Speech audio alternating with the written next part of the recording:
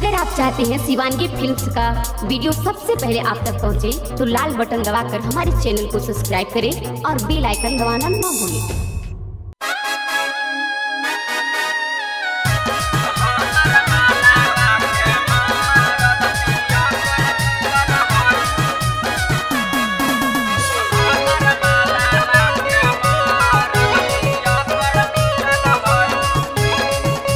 Shivangi recording studio Rajgir.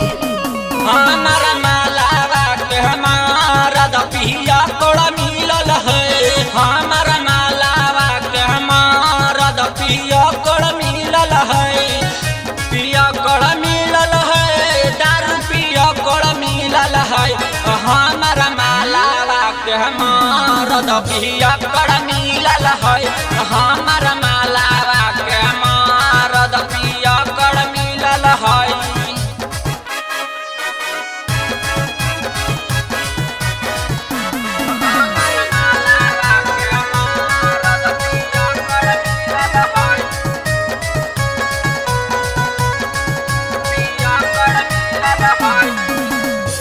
रतिया के सोटे नहीं ओकर से जरिया रे, यावेला पी के मुआना देवेला गोरिया रे,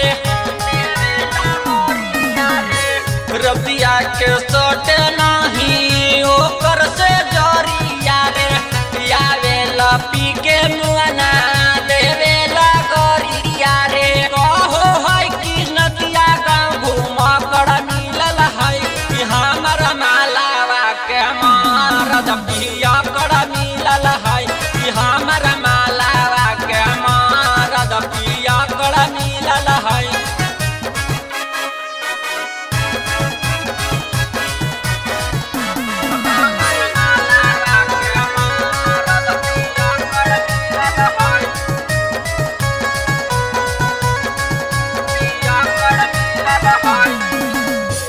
जब से बिगाड़ी के गईल रबिया के जातारा रे, दिहानी सारा पागल भइल ओकर भातारा रे,